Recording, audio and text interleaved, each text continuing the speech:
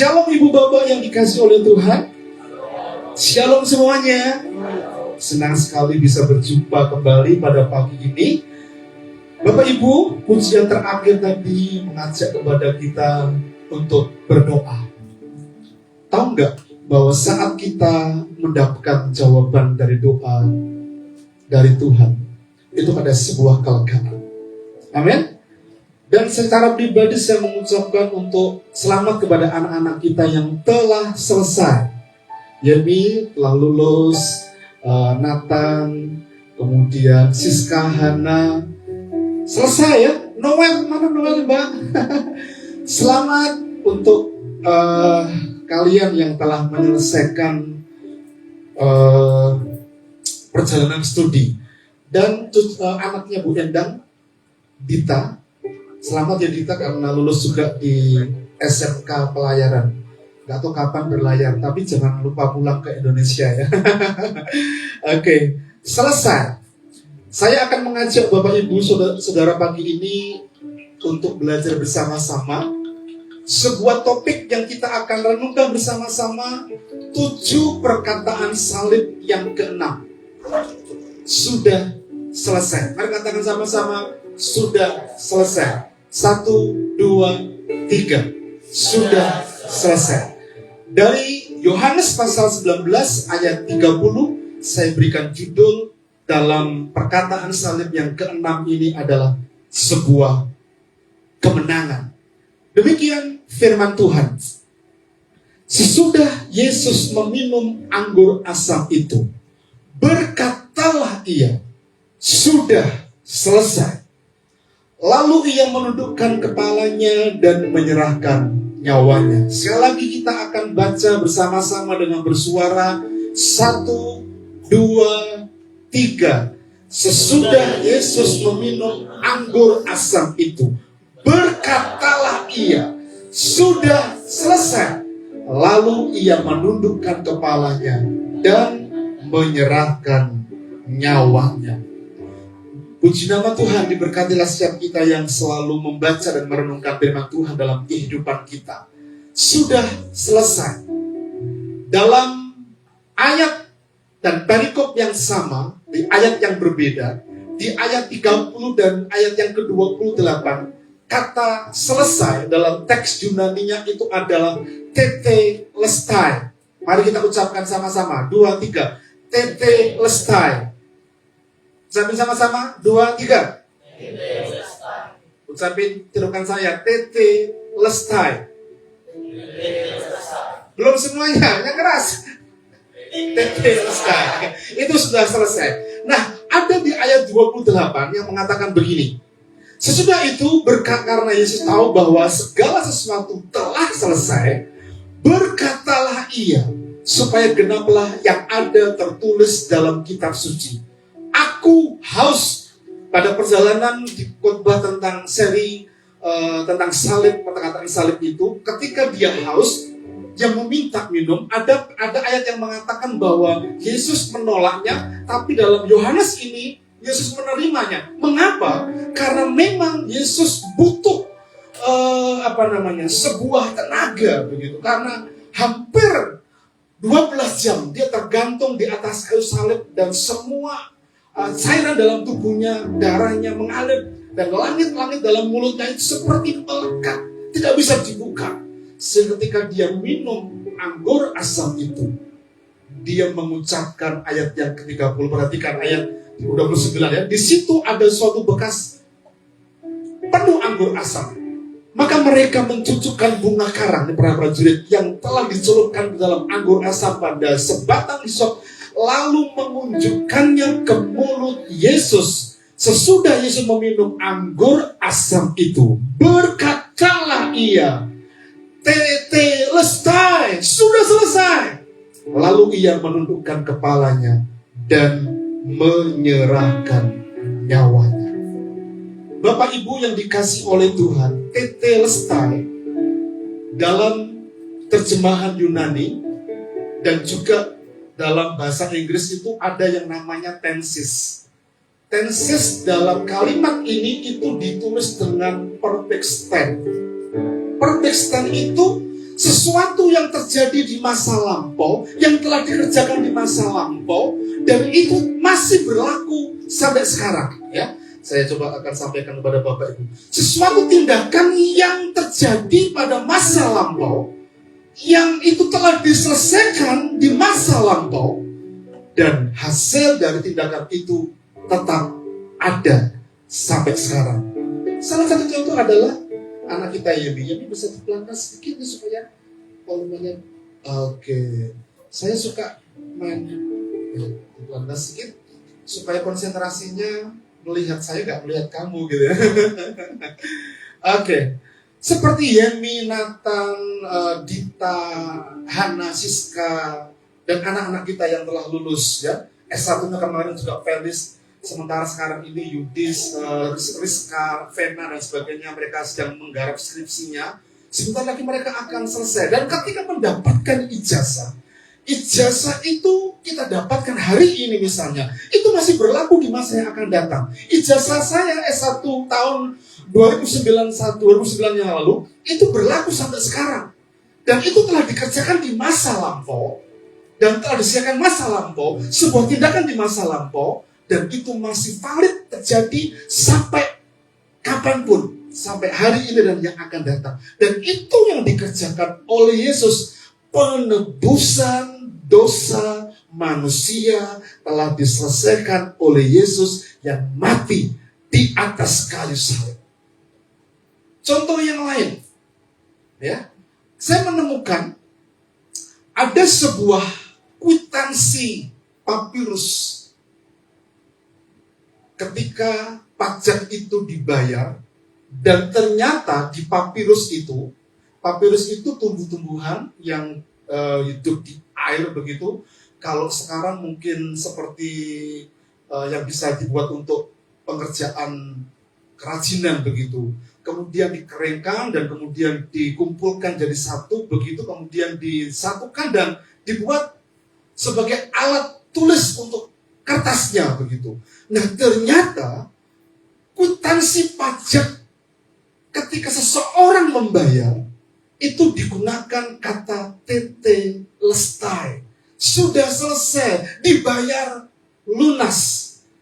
Dan misalnya ini, ketika saya bayar, namanya adalah nama Yeremia Krismanto, sudah lunas, dan itu masih berlaku di waktu tahun kemudian yang akan datang. Dan ketika ada petugas pajak yang mana buktinya, ini sudah saya bayar lunas, itu masih berlaku. Ya, ketika saya berikan contoh ini, Bapak Ibu perhatikan baik-baik. Ini adalah PBB Tanah Semarang Indah. Tanah Semarang Indah itu gereja kita.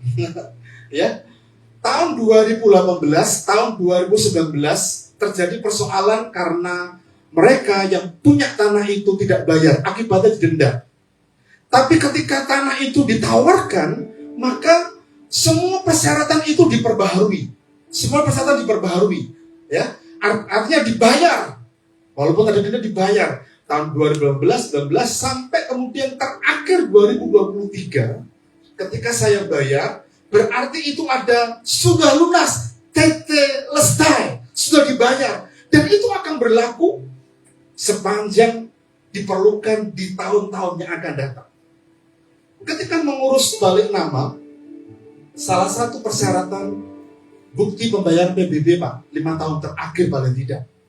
Nah, sekarang ini kalau mau bayar PBB, tidak usah langsung ke sana, walaupun memang kalau bayar perlu sebuah cek legitimasi supaya betul-betul kita udah bayar gitu ya. Sekarang kita bisa dari rumah kita, dari HP kita bisa cek PBB rumah kita, habisnya berapa, cocok enggak, pasti diskon atau tidak dan sebagainya. Itu masih ada. Dan 5 tahun terakhir itu masih ada. Artinya sudah lunas, sudah dibayar, tetelestai, sudah selesai, sudah lunas. Demikian juga sebetulnya yang dikerjakan oleh Tuhan Yesus Kristus. Ketika dia mati di atas kayu salib, ketika dia meneriakkan sudah selesai, tetelestai, dia telah membayar lunas semua dosa manusia, dari dosa masa lampau, hari ini, dan yang akan datang telah ditanggung oleh Yesus yang mati di atas kayu salib.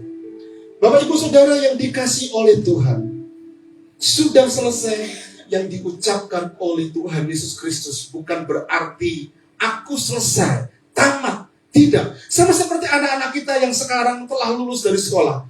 Bukan berhenti sekolah mereka selesai, tamat. Iya. Tapi ada sebuah progres pekerjaan yang perlu kita kerjakan. Ijazah yang kita miliki mau S2, S3, atau sampai S-Teller begitu mungkin ya. Tidak pernah ada gunanya kalau tidak diejawantahkan dengan sebuah pekerjaan yang nyata. Oh iya. Nah, karya keselamatan yang Tuhan berikan dalam kehidupan kita dari Yesus, Dia mengatakan di atas kayu salib tetelestai tadi itu. Berarti yang mengerjakan adalah kita, umat Tuhan, orang percaya, gerejanya. Dan yang dimaksud di sini adalah pekerjaan penebusan itu telah selesai. Selesai. Yesus mengakhiri dan teriakan yang diucapkan oleh Yesus di atas kayu salib. Tetelestai. Sudah selesai itu bukan sebuah perkataan yang lemah, bukan perkataan yang kalah, tapi sebuah teriakan kemenangan. Sama seperti ketika Anda lulus dan diwisuda. Wisuda S1, S2, ya. Senang banget. Senang enggak? Orang tua yang punya anak telah berjuang sedemikian rupa dan lulus. Ya. Lulusnya S1, S2, ya. Wah, senang banget. Dan itu teriakan, itulah yang diucapkan oleh Yesus yang mati di atas kayu salib menebus dosa manusia. Seorang yang bernama William Barclay mengatakan seperti ini. Sudah selesai merupakan satu kata dalam bahasa Yunani tetelestai, dan Yesus yang mati dengan suatu teriakan kemenangan. Ia tidak mengatakan sudah selesai dalam sebuah kekalahan yang lelah, menjemukan, tidak. Ia mengatakan dengan sebuah teriakan, seperti seseorang yang berteriak dengan sukacita karena kemenangan. Karena itu di perjalanan seri khotbah salib, di atas salib yang kelima, dia mengatakan aku haus. Kemudian para prajurit memberikan anggur asam itu kepada Yesus. Ada beberapa penulis yang mengatakan Yesus menolak, tapi Yohanes menulis berbeda. Ya, darah itu habis, semua cairan dalam tubuhnya habis. Dia terpanggang di atas terik matahari, di atas salib tanpa air. Dia dibawa ke Pilatus, ke Herodes tanpa minuman. Dan ketika dia teriakkan aku haus, sebetulnya langit-langit mulutnya itu terkunci, tidak bisa mengucapkan. Tapi ketika dia mendapatkan anggur asam itu, dia berteriak tetelestai dengan sebuah teriakan kemenangan. Perhatikan Bapak Ibu, kalau Yesus meneriakkan tetelestai sudah selesai di atas kayu salib, sebagai orang percaya, pertanyaan penting buat kita, apa makna kata tetelestai? Apa makna sudah selesai buat kita hari ini? Yang pertama, mari kita belajar untuk menghargai penebusan atau pertukaran salib melalui sebuah pengabdian kepada Kristus secara utuh. Saya ulangi, menghargai penebusan atau pertukaran yang telah Tuhan lakukan di atas salib melalui apa? Sebuah pengabdian kita kepada Kristus secara utuh. Sebuah pengabdian. Masih ingat analisis dari kitab Yesaya pasal yang ke-53 yang lalu? Yesus dihukum supaya kita diampuni. Yesus dilukai supaya kita disembuhkan. Yesus dijadikan berdosa supaya kita dibenarkan. Yesus menemui maut supaya kita orang percaya beroleh hidup. Yesus dijadikan terkutuk supaya kita diberkati oleh Tuhan. Yesus dijadikan miskin supaya kita dapat menerima kelimpahan.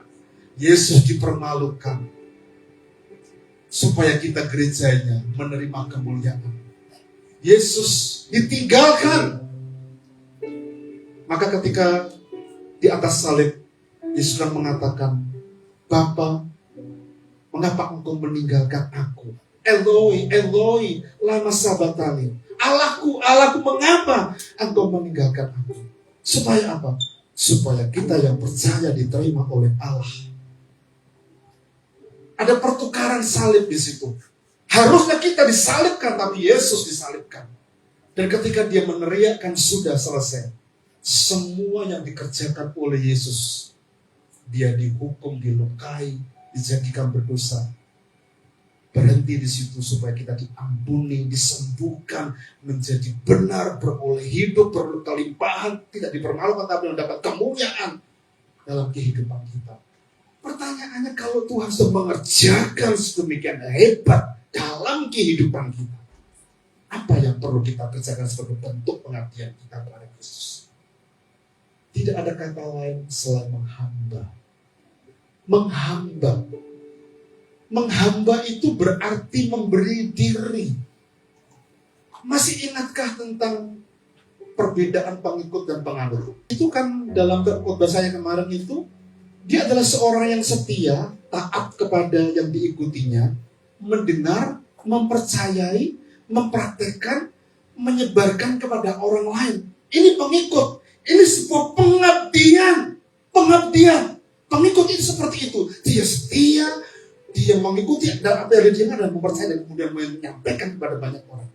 Tapi berbeda dengan penganut. Penganut itu adalah bila cocok dan pas akan diikuti dan didengarkan dan dipercayai. Kalau tidak. Dan penganut bukan sebuah pengabdian secara utuh. Bukan sebuah pengabdian bagaimana kita memberi secara utuh kepada Yesus yang telah mengerjakan semua. Mengampuni, menyembuhkan, memberikan kesehatan, memberikan kemuliaan kepada kita. Dan semua yang telah Tuhan kerjakan dalam kehidupan kita. Karena memang hidup kita adalah memberi diri, mengabdi secara utuh dalam perjalanan kehidupan kita sebagai orang percaya.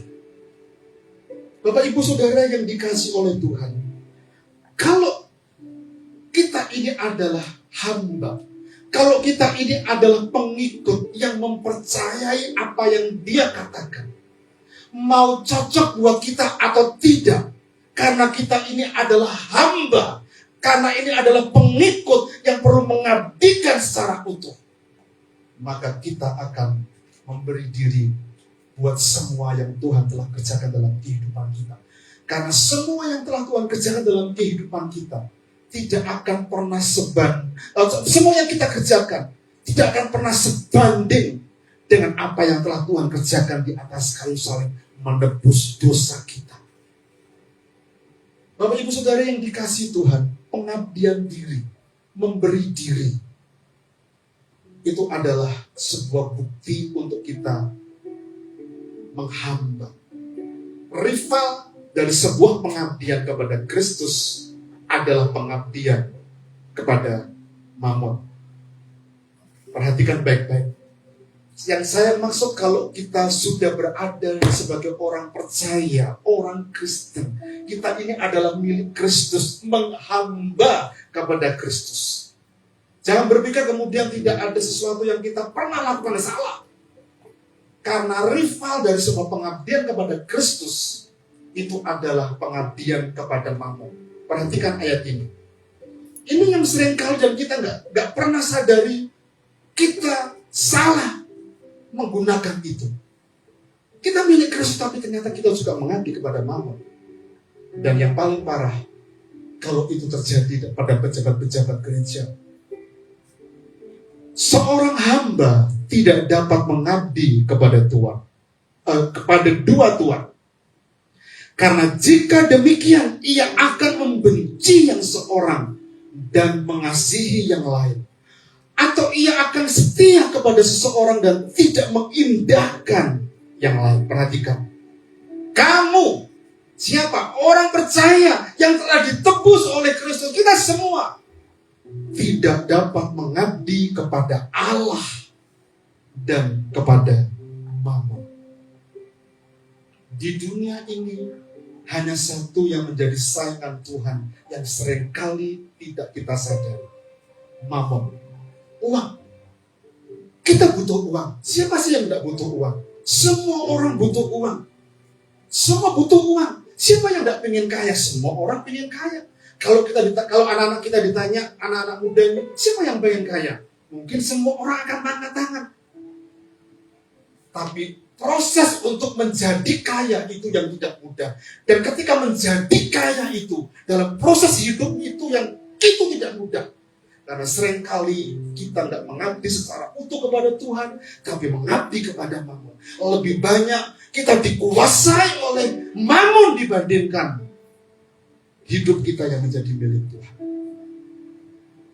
Ketika Thomas ragu-ragu tentang kebangkitan Yesus, sekali-kali aku gak akan percaya kalau tangan jariku ini gak aku cucukkan ke tangan dan lambungnya.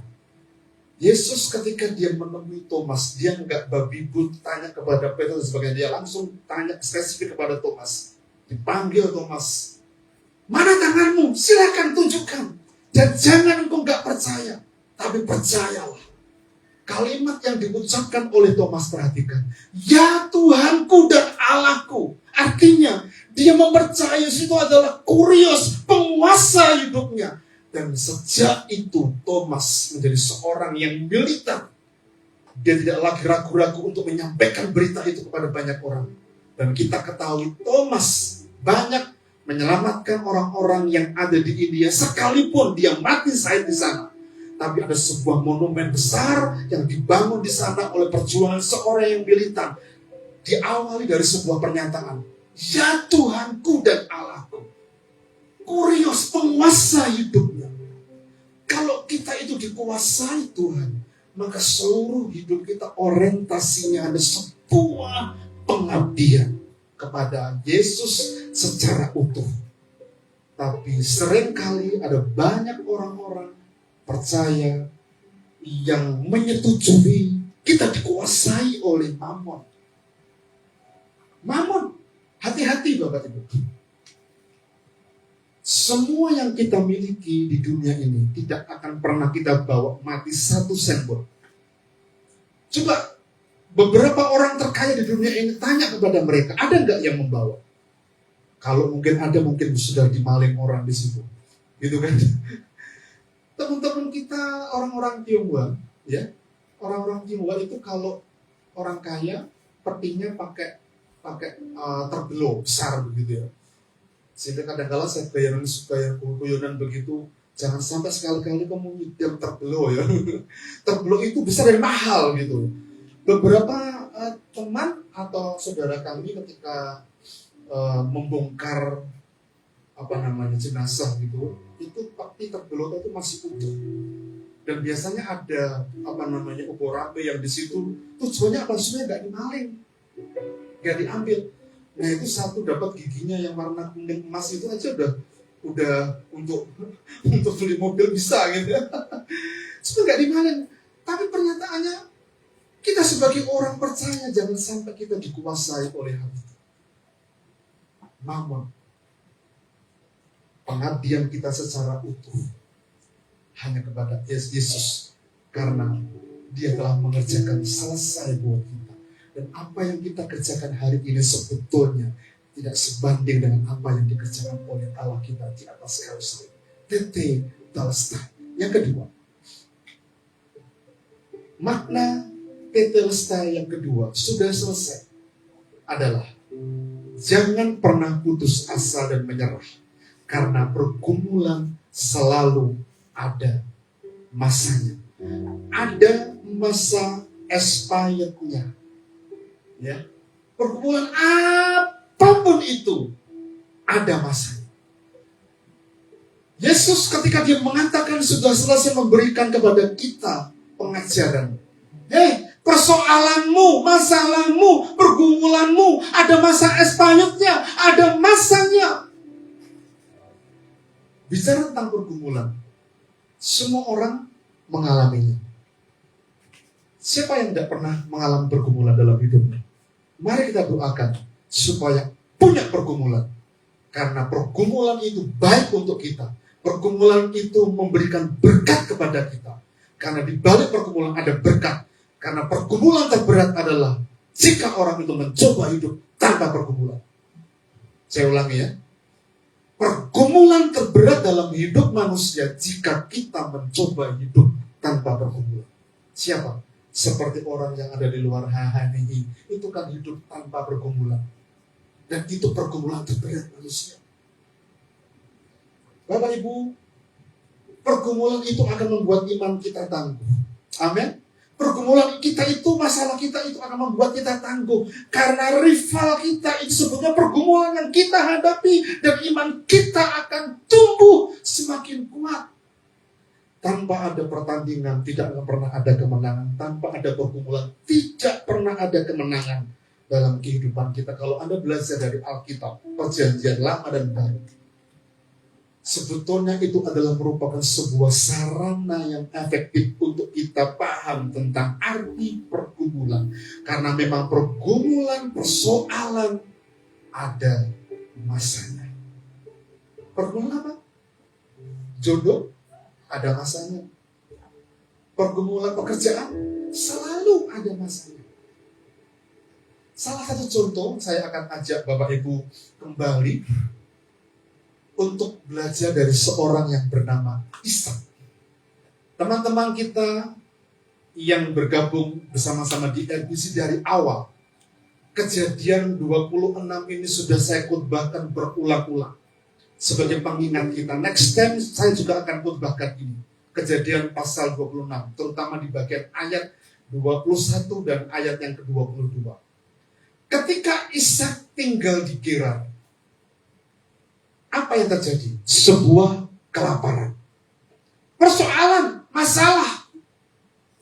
Tetapi Tuhan ngomong begini dengan Ishak, jangan kamu pergi ke Mesir, tetap tinggal di Gerar. Dan Ishak mulai apa? Menabur. Dia nggak berdiam di Gerar, tapi dia bergumul dengan pergumulan yang tidak mudah. Sebab di situ terjadi sebuah kelaparan, kekeringan, dan kalau kelaparan, kekeringan berarti itu sebuah persoalan, bukan dirinya dia saja, tapi seluruh keluarganya, anak buahnya, bahkan masyarakat yang tinggal bersama di Gerar juga mengalami hal yang sama. Tetapi Alkitab mengatakan Ishak menabur. Kadang-kala pergumulan yang kita hadapi itu memberikan sebuah pembelajaran, ada maksud tertentu dari pergumulan yang Tuhan izinkan buat kita. Ketika dia menggali sumur yang ada di Sitna, di Esek, dan di Rehobot, itu bicara tentang kerja keras. Menggali sumur itu bicara tentang kerja keras. Kelaparan menabur supaya progres dapat ekonominya tumbuh. Mau tidak mau harus kerja keras. Kerja. Tidak kemudian menunggu bola dan ongkang-ongkang kaki. Enggak. Tapi bekerja keras. Sampai hari ini saya suka banget dengan Pak Hanjaya. Karena di Gang Cakrawala Utara 1 tidak pernah ada orang yang rajin selain Kohan. Serius. Saya nggak sedang memuji dia supaya dia merasa di sini, enggak loh. Tapi memang dia teman baik dari awal.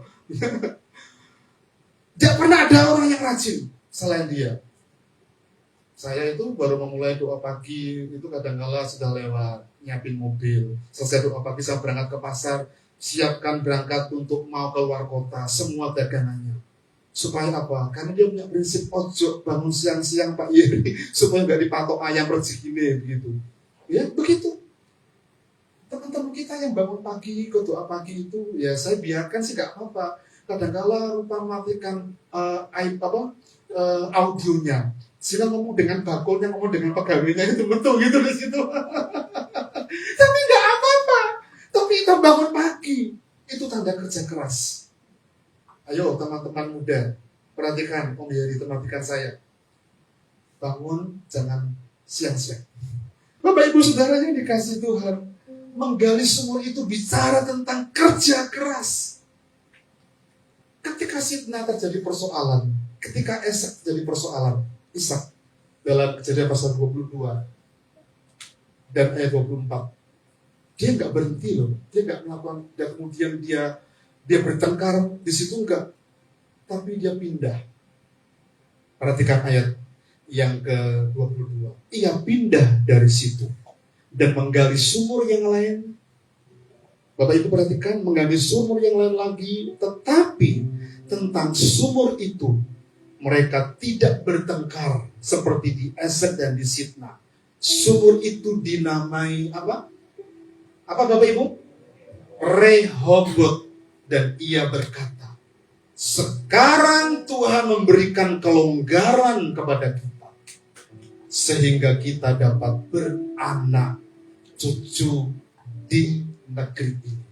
Tangkap baik-baik pesan prophetik yang saya sampaikan ini.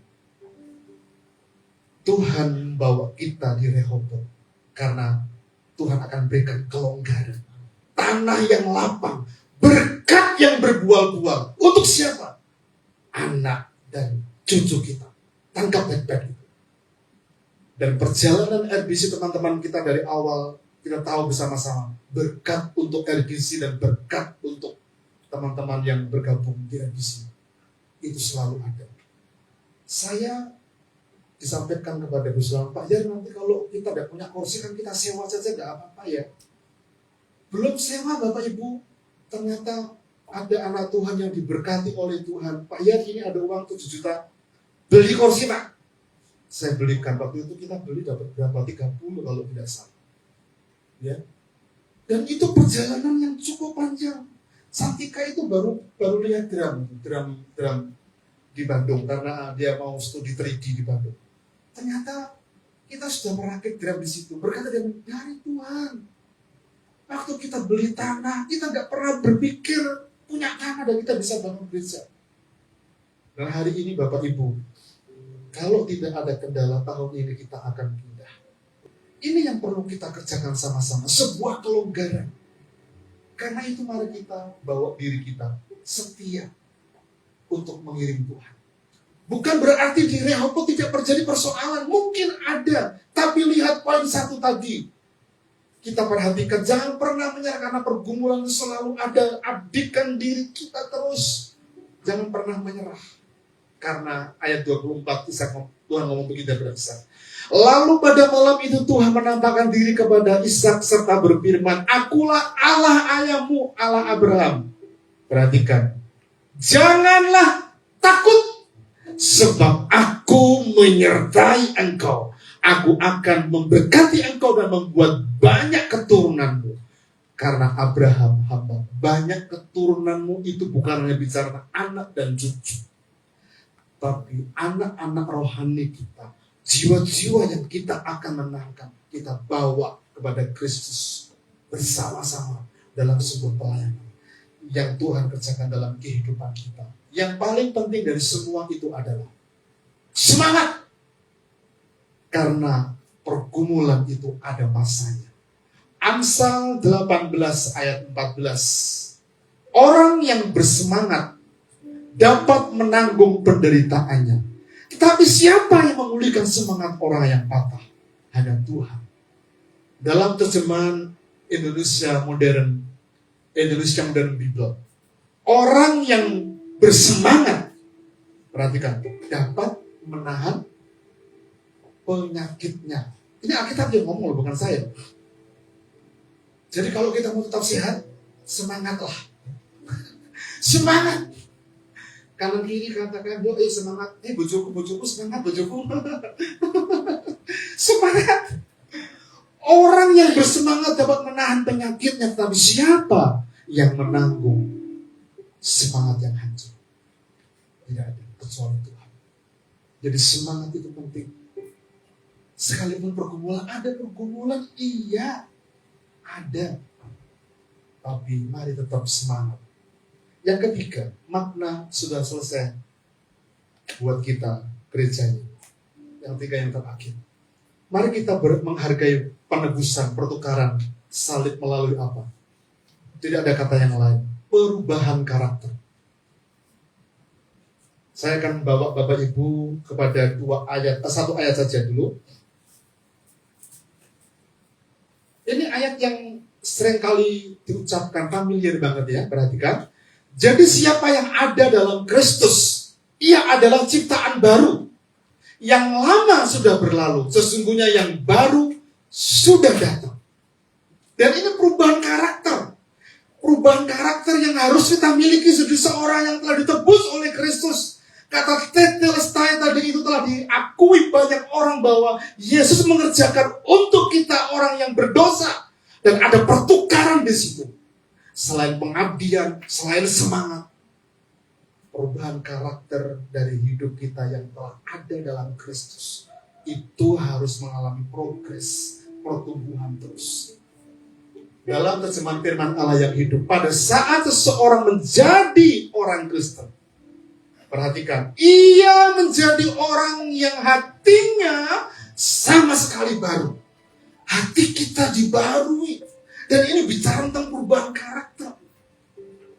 Yang menjadi persoalan adalah ada banyak orang-orang Kristen yang sampai hari ini belum mengalami perubahan karakter dalam hidup.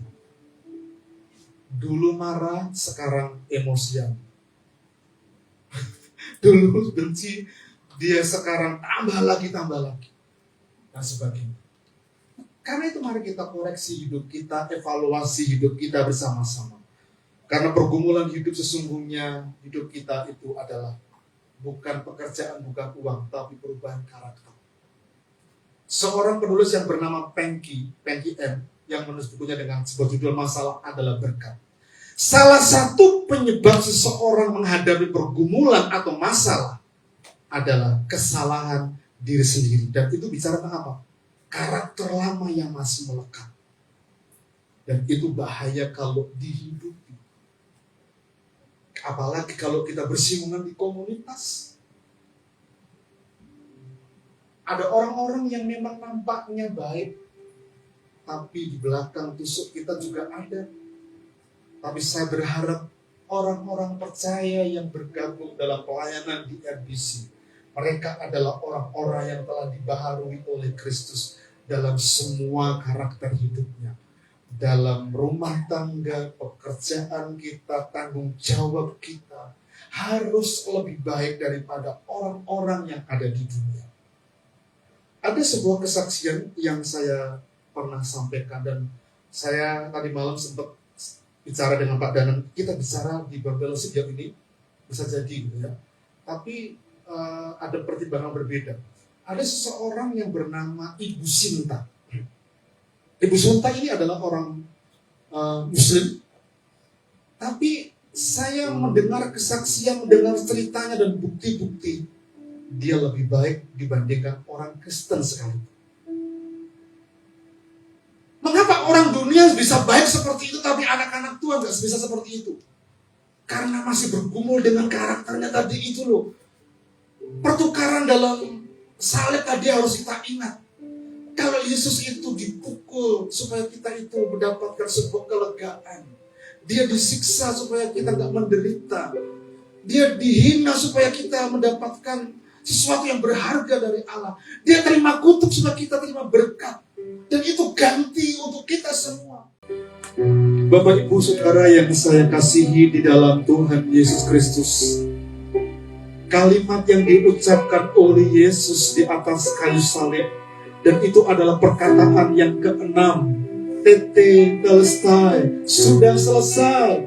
Itu adalah bentuk kerja Yesus secara total, lunas untuk menghapus dosa kita. Dia telah bayar dengan harga yang mahal, nyawanya untuk kita, supaya kita memperoleh kehidupan yang kekal. Karena itu hidup Kristen tidak boleh hidup dalam kehidupan tanpa arti. Mari kita warnai dengan sebuah pengabdian yang sungguh-sungguh dan utuh kepada Kristus. Jangan pernah menyerah. Sekalipun ada pergumulan, seperti Yesus menghadapi pergumulan dimulai dari Getsemani sampai dia di atas kayu salib. Berat, tidak mudah. Tapi ada masanya. Tetelestai, sudah selesai. Bergairahlah, semangat. Dan milikilah sikap hidup karakter yang menyenangkan Tuhan dari semua aspek kehidupan kita.